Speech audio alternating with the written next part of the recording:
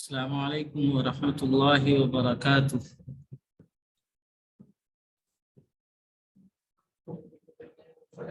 وعلیکم السلام ورحمۃ اللہ وبرکاتہ. جی انورا بیگم. وعلیکم السلام ورحمۃ اللہ وبرکاتہ. ماشاء اللہ. جی آپ سے پچھلی کلاس کے بارے میں کچھ معلوم کر لیا جائے یا کلاس اسٹارٹ کر دی جائے؟ جی کچھ سوالات. ماشاء اللہ. جی تو دودھ پینے کی دعا سنائیے گا تبسم خان، اور کس صحابی سے یہ روایت ہے، کون سے صحابی یہ حدیث بیان کرتے ہیں جس میں پیارے آقا حضرت محمد مصطفیٰ صلی اللہ علیہ وسلم دودھ کے بارے اللہم میں بارک لنا فیہ وزدنا منہ. اے اللہ اس میں ہمارے لیے برکت عطا فرما اور ہمیں زیادہ عطا فرما.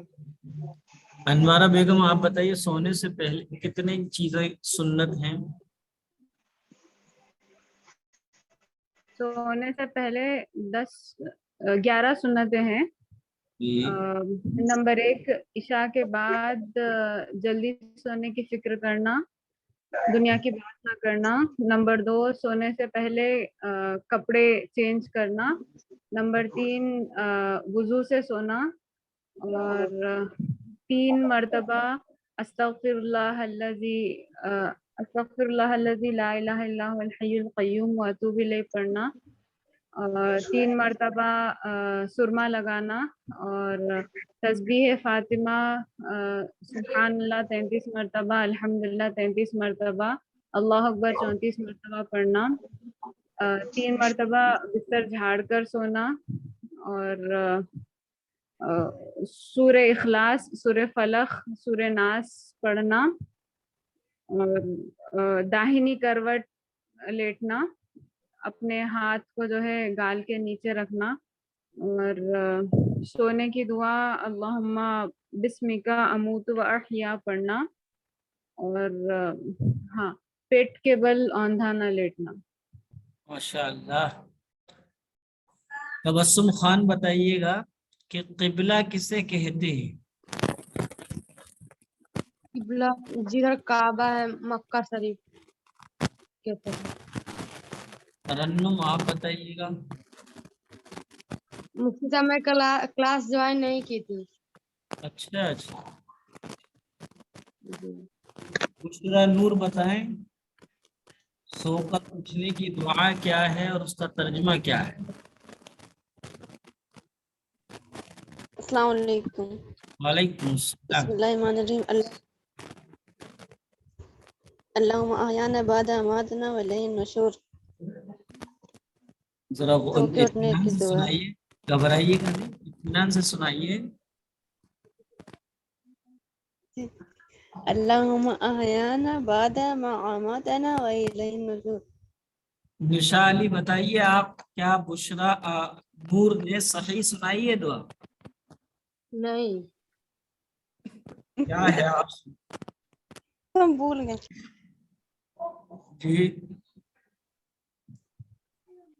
آپ سنائیے گا فردوس.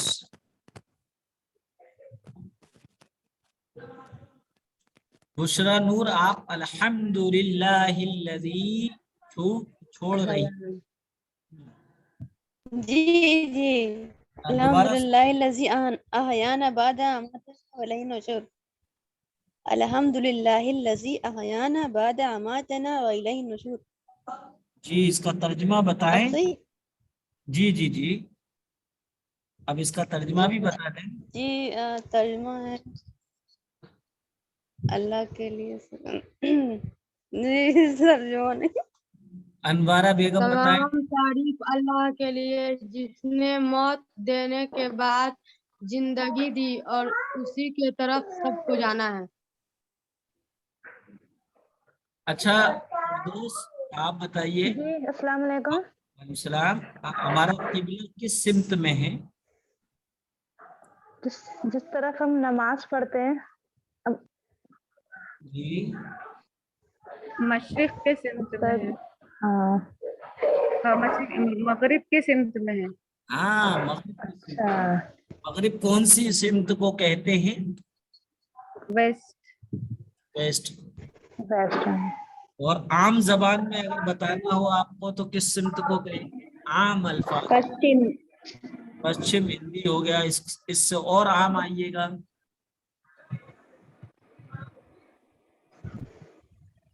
अनवारा बेगम आप बताइए जी। जी, पश्चिम कौन सी सिमत को कहते हैं या वेस्ट कौन सी सिमत को कहते हैं? कौन से सिमत? मगरिब। मगरिब। मगरिब कहते हैं, लेकिन मगरिब किबले किस? की सिमत काबतुल्लाह की सिमत। हाँ, जिस सिमत में शाम के वक्त सूरज जाके छिप जाता है उस सिमत को मगरिब कहते हैं। जी जी।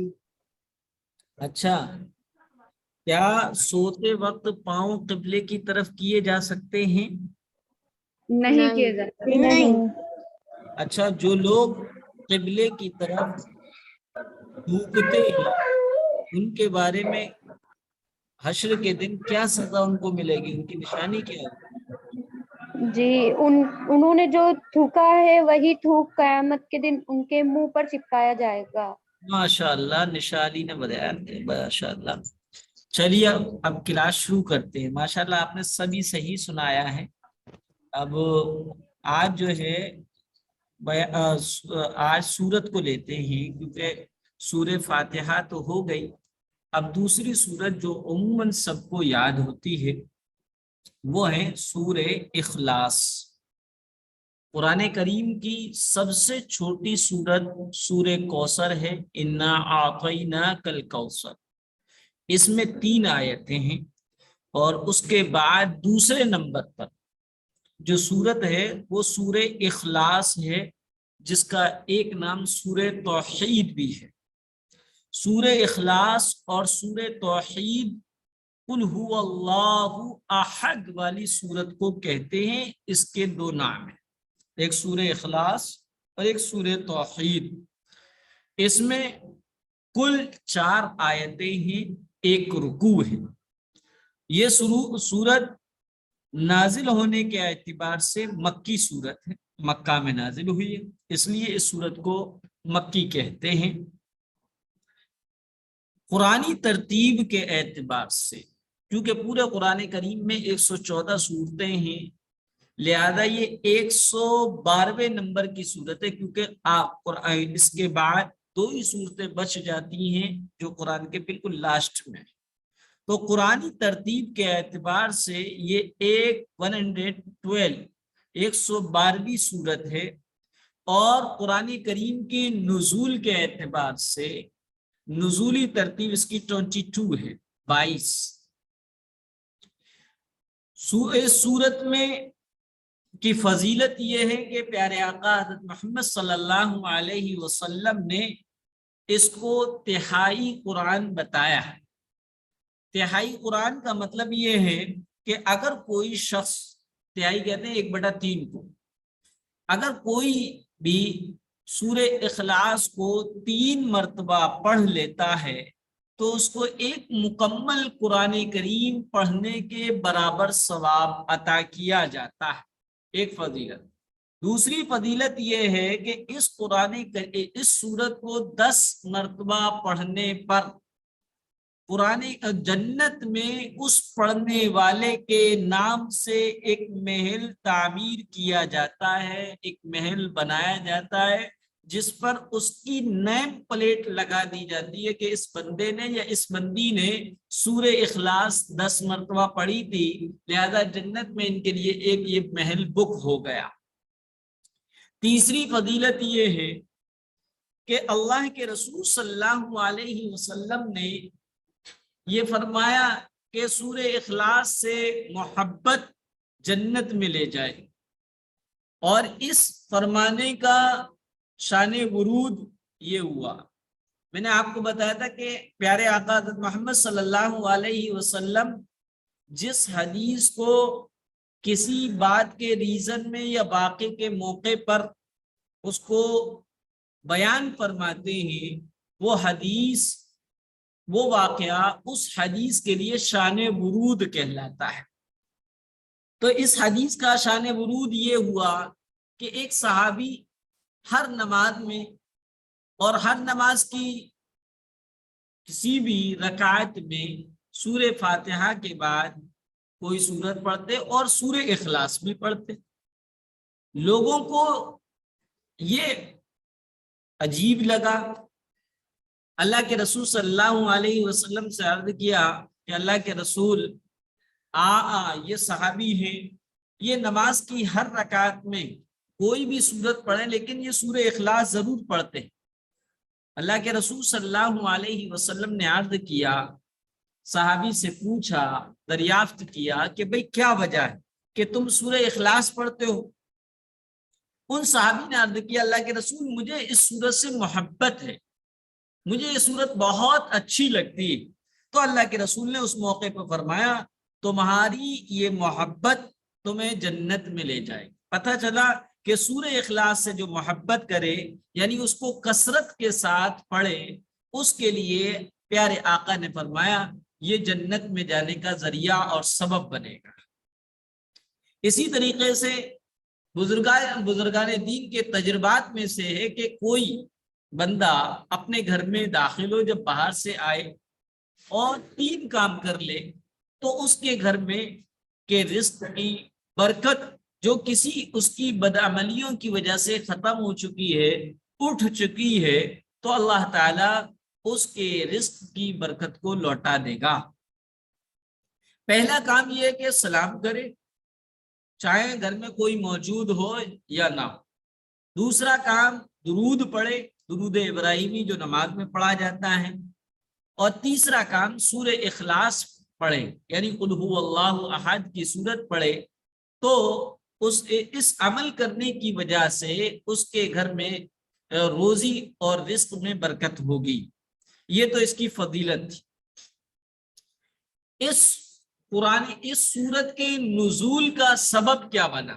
میں نے بتایا تھا قرآن کریم کی کوئی آیت یا کوئی سورت کسی واقعے کے متعلق کسی وجہ سے، کسی ریزن سے اللہ تبارک و تعالیٰ کے پاس سے جبریل علیہ السلام کے واسطے سے پیارے آقا حضرت محمد مصطفیٰ صلی اللہ علیہ وسلم کے پاس آئے، تو وہ سورت اور وہ آیت اس واقعے کا یا وہ واقعہ اس سورت اور اس آیت کے لیے شان نزول ہوتا ہے۔ تو سورہ اخلاص کا شان نزول یہ ہے کہ جب پیارے آقا حضرت محمد مصطفیٰ صلی اللہ علیہ وسلم کو یہ حکم دیا گیا کہ وَأَنذِرْ عَشِيرَتَكَ الْأَقْرَبِينَ، کہ آپ کھلم کھلا دعوت دیجئے اور لوگوں کو ایک معبود، ایک مالک، ایک اللہ کی طرف بلائیے۔ چنانچہ پیارے آقا حضرت محمد مصطفیٰ صلی اللہ علیہ وسلم نے لوگوں کو بلایا، جمع کیا، فرمایا کہ تم جو ہے اتنے معبودوں کی عبادت کرتے ہو، ہر ایک کو تم نے خدا بنا لیا ہے، تمہارے یہاں پر یہ کہاوت تم پہ لاگو ہو گئی ہے، جتنے کنکر اتنے شنکر۔ اور یہی وجہ ہے کہ عرب کے اس دور میں تقریباً 360 بت تھے، مورتیاں تھیں، ہر ایک کی الگ، روزی دینے والا علیحدہ، بارش برسانے والا علیحدہ، اولاد دینے والا علیحدہ، بگڑی بنانے والا علیحدہ، مال و دولت دینے والا علیحدہ، اور کھیتی اور غلہ اور اناج کو اگانے والا ایک الگ معبود۔ ہر ایک کے لیے انہوں نے ایک الگ معبود بنا رکھا تھا، اور پیارے آقا ایک اللہ کی دعوت دے رہے تھے۔ تو ان لوگوں نے، مکہ کے لوگوں نے پوچھا کہ تم جس اللہ کی ماننے کی دعوت دے رہے ہو کہ ہم تمام اپنے باپ داداؤں کے طور طریقے کو چھوڑ کر اور 360 معبودوں کے آگے سر جھکانا چھوڑ کر ایک اللہ کے آگے سر جھکانے لگے، تو یہ تو بتاؤ تمہارا معبود اللہ کیسا ہے، کیا اس کا تعارف ہے، کیا اس کا پریچے ہے؟ تو ایسی صورت میں اللہ تبارک و تعالی نے اپنے تعارف کے لیے اس صورت کو نازل فرمایا، اور اس صورت میں اللہ تعالیٰ کے بارے میں بتایا گیا ہے، اور اس صورت میں اللہ کے بارے میں بتا کر یہ بتایا گیا کہ ایک مالک ہے، اور کسی ایک کو ماننے کو توحید کہتے ہیں، اس لیے سورت کو سورۃ توحید بھی کہتے ہیں۔ یہ اس کا شأن نزول ہو گیا۔ اب اس سورت میں 4 آیتیں ہیں، لیکن جانے انجانے میں ہمارا تلفظ صحیح نہیں ہوتا ہے۔ ہم اولاً تو پہلی آیت کا تلفظ کرتے قل واللہ احد، آپ نے قل واللہ احد کہا تو ایک حرف کو آپ نے کم کر دیا، اور قرآن کریم میں کسی حرف کو کم کر دینا یا کسی حرف کو بڑھا دینا یا ایک حرف کی جگہ دوسرا حرف پڑھ دینا یا کیا ہے کچھ زبر کی جگہ زیر پڑھ دینا، یہ ایسی غلطی ہے جس کی وجہ سے نماز بھی نہیں ہوتی، اور یہ غلطی لہنے جلی۔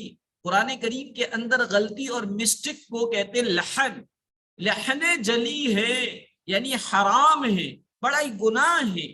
تو چنانچہ ایک غلطی ہوتی ہے قل هو اللہ احد، قل واللہ احد کہتے ہیں۔ اول تو دیکھو قل، قل اور قل، قل کے معنی آتے کہنا بڑے قاف سے، اور قل کے معنی کھا جاؤ، سب کھا جاؤ، قل واللہ احد۔ تو یہ بہت بڑا فرق ہے قاف اور کاف۔ تو بڑا کاف نکالیں گے، عموماً چھوٹا کاف نکالتے ہیں، تو کہنا ہے قل هو اللہ احد، اس میں ہا کو چھوڑ دے، قل واللہ احد، ہا کو چھوڑ دیا، قل هو اللہ احد، اس کے معنی اے نبی کہہ دو هو اللہ احد، وہ اللہ ایک ہے، اللہ الصمد، اللہ بے نیاز ہے۔ بے نیاز کا یہ ہرگز مطلب نہیں ہے جو اردو کا بے نیاز ہوتا ہے۔ بے نیاز کا مطلب یہ کہ بھئی تم جو چاہو کرو، ہمیں کوئی مطلب نہیں، یہ ہرگز مطلب نہیں۔ بے نیاز کا مطلب یہ ہے وہ کسی کا محتاج نہیں۔ اللہ الصمد، اللہ کسی کا محتاج نہیں، اللہ بے نیاز ہے۔ لم یلد ولم یولد، یہاں بھی غلطی پڑھتے ہیں، غلطی کرتے ہیں اور کیا پڑھتے ہیں لم یلد ولم یولد، یولد پڑھ دیتے ہیں۔ یہاں پر واو جو کھینچنا تھا اس کو کم کر دیا، لم یلد ولم یولد۔ یہ تیسری آیت ہے، اس کے معنی ہیں نہ اس کی کوئی اولاد ہے، نہ کوئی بیوی ہے اس کی، نہ کوئی بیٹا ہے، نہ کوئی بیٹی ہے، ولم یولد، نہ وہ کسی کی اولاد ہے، نہ یعنی اس کا باپ کوئی بھائی وغیرہ نہیں ہے۔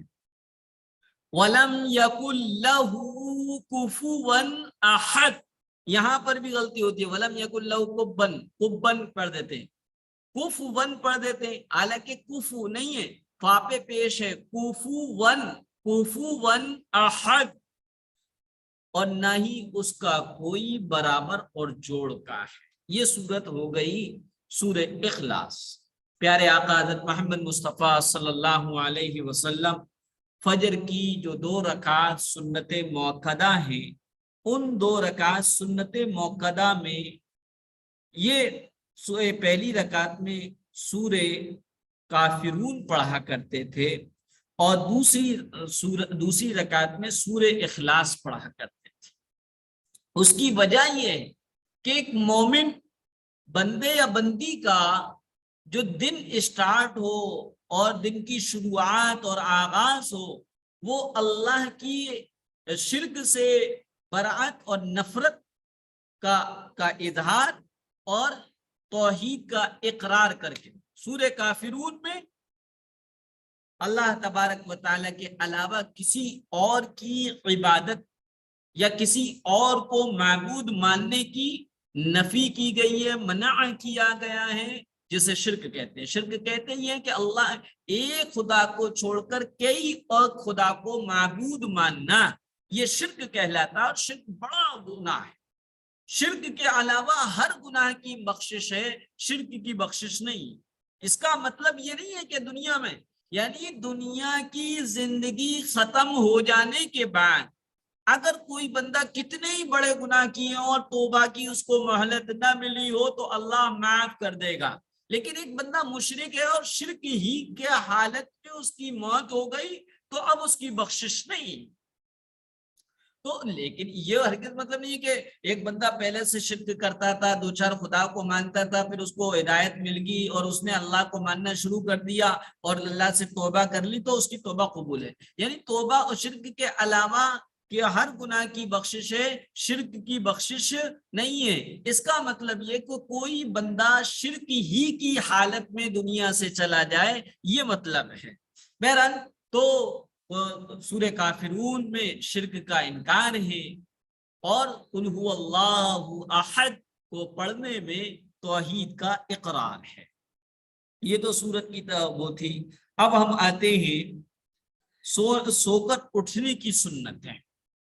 سو کر اٹھنے کی دعا آپ کو یاد ہو گئی. اب سو کر اٹھنے کی سنتیں 3 سنتیں اور بہت آسانی سے سمجھ لیجئے گا. نیند سے اٹھتے ہی دونوں ہاتھوں سے چہرہ اور آنکھوں کو ملنا، اس طریقے سے مل لیا جائے. اس سے کیا ہوگا؟ نیند کی سستی اور جو خمار ہے وہ ختم ہو جائے گا. اور پیارے آقا کی سنت بھی ہے بخاری شریف میں کہ پیارے آقا حضرت محمد مصطفیٰ صلی اللہ علیہ وسلم جب کبھی نیند سے بیدار ہوتے تو اپنے دونوں ہاتھوں کو اپنے چہرے اور آنکھوں پر ملتے تھے. تو پہلی سنت تو یہ. دوسری سنت سو کر اٹھنے کی دعا پڑھنی ہے جو کہ آپ کو یاد ہے، الحمدللہ الذی احیانا بعدما اماتنا والیہ النشور، اس دعا کا پڑھنا. اور تیسری سنت مسواک. میں نے بتایا تھا مسواک یہ مردوں کے لیے بھی سنت ہے اور خواتین کے لیے بھی سنت ہے. یہ سو کر اٹھنے کی سنت ہو گئی. پھر اس کے بعد چونکہ سو کر اٹھنے کے بعد عموماً ٹوائلٹ اور بیت الخلاء کی حاجت پیش آتی ہے. اب بیت الخلاء میں جاتے ہیں تو بیت الخلاء میں جانے کا طریقہ اور اس کی دعا بھی پیارے آقا حضرت محمد مصطفیٰ صلی اللہ علیہ وسلم نے بتا دی. اور اس اہتمام کے ساتھ بتائی. ایک حدیث میں آتا ہے کہ جب اللہ تبارک و تعالی نے حضرت آدم اور حضرت حوا کے ساتھ شیطان کو زمین پر بھیجا تو شیطان نے غصے اور غضب کے عالم میں بھی اللہ تعالیٰ سے مانگا، کیونکہ شیطان جانتا تھا کہ اللہ تعالیٰ کے ہاں سے مانگ کر کوئی نامراد نہیں ہوتا ہے، کسی کی جھولی خالی نہیں رہتی بلکہ ہر ایک کی جھولی بڑھتی ہے اور ہر ایک اپنی مراد کو پہنچ جاتا ہے. تو اس نے دعا مانگی رب اجعلنی بیتن فی الدنیا، اے اللہ دنیا میں میرا کوئی گھر بنا دے جہاں میں رہوں سہوں. اس نے بہت ساری دعائیں مانگی تھی، بہت ساری فرمائشیں کی تھی. ان میں سے ایک ہے اس نے کہا تھا رب اجعلنی بیتن فی الدنیا، اے اللہ میرے لیے دنیا میں کوئی گھر مقرر کر دے جہاں میں رہا کروں. اللہ تعالیٰ نے فرمایا الحمام، یہ غسل خانے اور ٹوائلٹ جو ہیں شیطان کے رہنے کی جگہ ہے، لہذا سب سے اہم یہ ہے کہ ہم جب ٹوائلٹ میں جائیں تو سر ہمارا ڈھکا ہونا چاہیے. عام طور پہ اس میں سستی کرتے ہیں، جو دوپٹہ سر پہ ہوتا ہے اس کو گول کر کے گلے میں ڈال لیں. نہیں، سر ڈھانپا ہونا چاہیے. ہم اتنی پابندی کرتے ہیں کہ کھانے کے وقت تو سر ڈھانپ لیتے ہیں، حالانکہ آپ نے کھانے کی سنتوں میں سے کوئی سنت یہ نہیں پڑی کہ سر ڈھانپ کر کھایا جائے. حالانکہ خواتین کا چونکہ سر کے بال بھی ستر ہے، ان کو تو ستر وہ حصہ کہلاتا ہے جس کا ہر حال میں چھپانا ضروری. اتنا چہرہ، اتنے ہاتھ گٹوں تک ہاتھ اور ٹخنوں سے نیچے کے پاؤں، ان 3 پارٹس آف باڈی کو چھوڑ کر خاتون کا، عورتوں کا سارا بدن ستر ہے. تو بہرحال بچے ہوں خود ہم ہوں ٹوائلٹ میں جائیں تو سر ڈھانپ کر جائیں.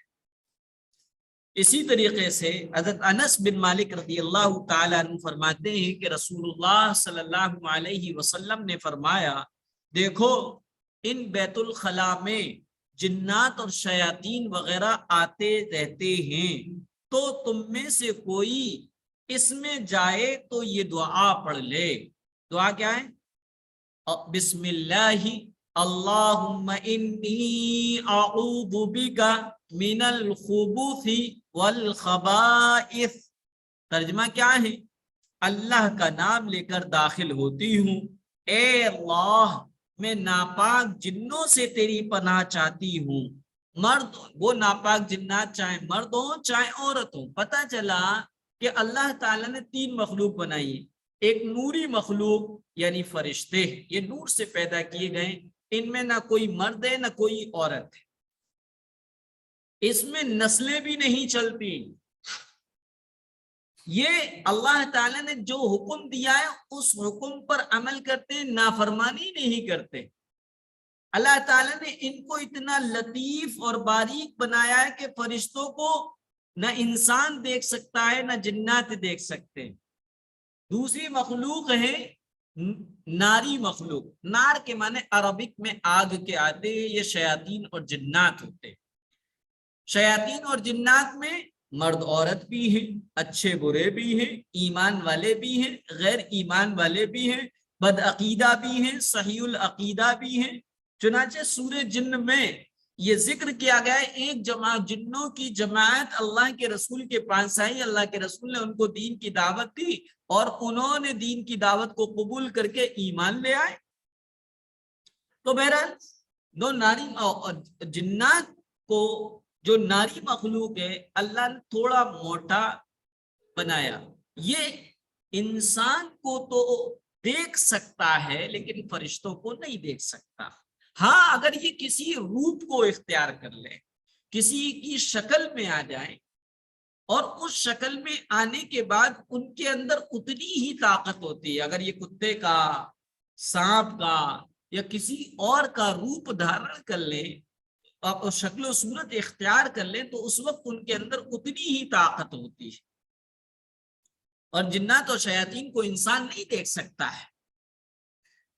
اور تیسری مخلوق خاکی ہے، اس میں اچھے بھی ہیں، بری بھی ہیں، مرد بھی ہیں، جوان بھی ہیں، بوڑھے بھی ہیں، عورتیں بھی ہیں، مرد بھی ہیں، سب. اور ان کو اتنا لطیف، اتنا ایسا بنایا کہ یہ انسان نہ جنات کو دیکھ سکتا نہ فرشتوں کو دیکھ سکتا ہے. تو بہرحال اللہ کے رسول صلی اللہ علیہ وسلم نے ٹوائلٹ میں جانے کی دعا میں ہمیں تعلیم یہ دی کہ ہم اللہ سے یہ دعا کر کے ٹوائلٹ میں جائیں، کیونکہ ٹوائلٹ جو ہے شیاطین اور جنات کے رہنے کی جگہ ہے. کیا؟ بسم اللہ، اللہ کا نام لے کر داخل ہوتی ہوں. اللہم انی اعوذ بک من الخبث والخبائث. اے اللہ میں ناپاک جنوں سے تیری پناہ چاہتی ہوں، چاہے وہ ناپاک جن چاہے مرد ہوں یا عورت. اب بیت الخلاء سے باہر نکلنے کے بعد کی دعا حضرت عائشہ رضی اللہ تعالی عنہا بیان کرتی ہیں کہ نبی کریم صلی اللہ علیہ وسلم جب بیت الخلاء سے باہر آتے تو فرماتے غفرانکا.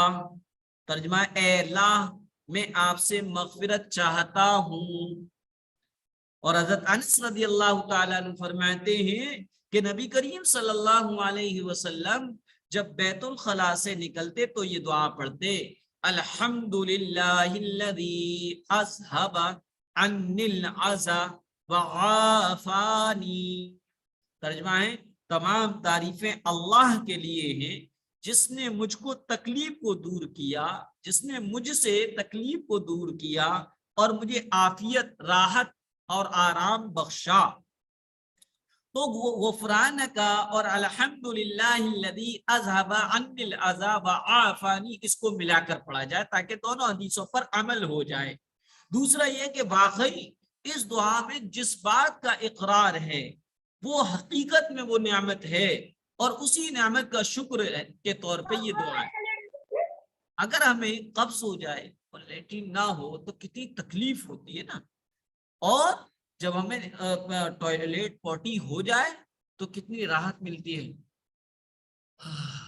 آرام کی سانس لیتے ہیں، سکون کی سانس لیتے ہیں. تو اسی کو بتایا الحمدللہ الذی اذھب عنی العزا وعافانی کہ تمام تعریفیں اس اللہ کے لیے ہیں جس نے مجھ سے تکلیف کو دور کر دیا اور مجھے عافیت اور راحت بخشی۔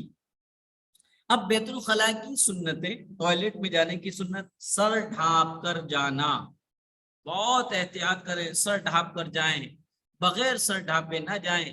جناتی سحری اور جو ہو جاتے ہیں، اثر ہو جاتے ہیں، اس میں ایک اہم پوائنٹ یہ ہے کہ عموماً لوگ بغیر سر ڈھانپے ہوئے ٹوائلٹ میں جاتے ہیں۔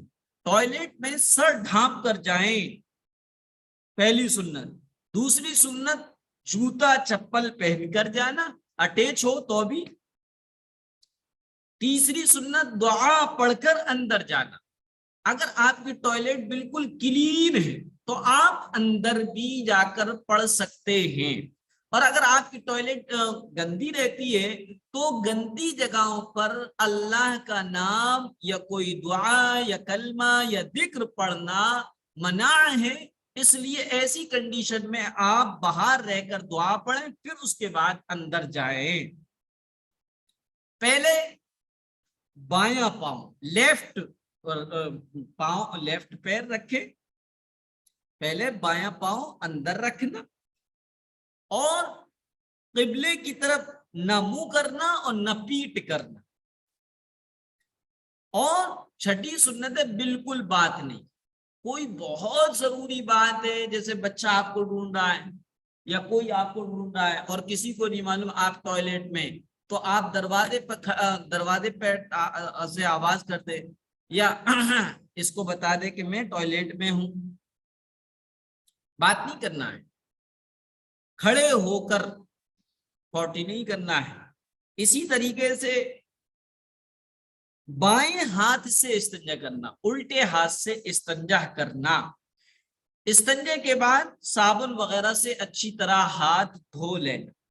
اسی طریقے سے دائیں پاؤں نکلتے وقت پہلے دائیں سیدھا پاؤں باہر سے آنا، اور باہر آنے کے بعد دعا پڑھنا۔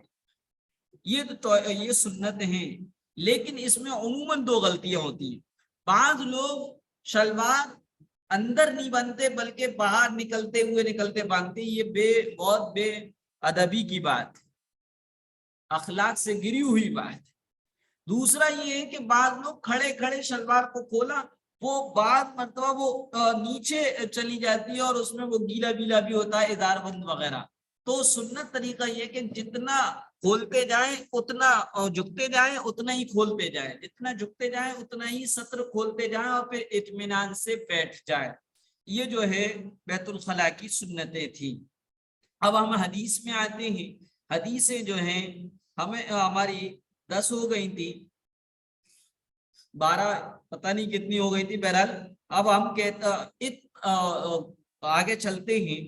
عبادات سے ریلیٹڈ حدیث ہے، سومو تصحو، یعنی روزہ رکھو صحت مند رہو گے۔ اسی طریقے سے روزے سے متعلق، عبادات سے متعلق ایک حدیث اور ہے، الصوم جنہ، روزہ ڈھال ہے۔ ڈھال اس جنگ کے اس سامان کو کہتے ہیں جو تیر اور تلوار کے وار کو روکنے کے لیے یوز اور استعمال کیا جاتا ہے۔ تو پیارے آقا نے فرمایا الصوم جنہ، روزہ ڈھال ہے، یعنی دوزخ کی آگ روزہ رکھنے والے کو نہیں چھوئے گی۔ اسی طریقے سے معاملات سے متعلق حدیث ہے، التاجر الصدوق الامین مع النبیین والصدیقین والشہداء، سچا امانت دار بزنس مین تاجر نبیوں، صدیقین اور شہداء کے ساتھ۔ پتہ چلا کہ کاروبار اور بزنس عبادت ہے، اس شرط کے ساتھ جبکہ پیارے آقا کے طریقے کے مطابق کیا جائے، سچائی کے ساتھ، امانت داری کے ساتھ اگر بزنس کیا جائے تو یہ بزنس بھی ہمارے لیے عبادت اور نیکیوں کی شکل میں ہماری نجات کا ذریعہ بنے گا۔ اس لیے کہ پیارے آقا فرما رہے ہیں التاجر الصدوق الامین مع النبیین والصدیقین والشہداء، کہ سچا امانت دار بزنس مین اور تاجر نبیوں اور صدیقین اور شہداء کے ساتھ ہوگا۔ حدیث نمبر 17 اخلاقیات سے ریلیٹڈ ہے. لا يدخل الجنت نمام، اس کے معنی چغل خور جنت میں داخل نہیں ہوگا. چغلی لگانے والا، کسی نے اتنی مرچ مسالہ لگا کر بیان کر دی، کسی نے رسی کی بات کہی، انہوں نے رسی کو صاف بنا کر پیش کر دیا، تو یہ چغل خور. تو اللہ کے رسول نے فرمایا لا يدخل الجنت نمام، کہ چغل خور جنت میں داخل نہیں ہوگا. یہ معاشرت سے ریلیٹڈ ہے. معاشرہ اس سے تباہ و برباد ہو جاتا ہے. چغل خور اگر گھر میں پیدا ہو جائے یا سماج میں یا محلے میں پیدا ہو جائے یا خاندان میں پیدا ہو جائے تو وہ خاندان ٹوٹنے اور بکھرنے لگتا ہے. اسی طریقے سے معاشرت سے متعلق ہے ایک حدیث، رضا ربی فی رضا الوالد، اللہ تعالیٰ کی خوشی والد کی خوشی میں. ہم سب سے بڑی کوتاہی ہوتی ہے کہ فطری طور پہ ہم ماں کے فیور کرتے ہیں اور باپ کی محبت ہمیں نظر نہیں آتی. حالانکہ اسلام تو یہ کہہ رہا ہے کہ ماں اور باپ دونوں ہماری آنکھوں کی طرح ہے. ہمیں جیسے دونوں آنکھیں پیاری، اسی طریقے سے ہمیں ماں بھی پیاری ہونا چاہیے، ہمیں باپ بھی پیارا ہونا چاہیے.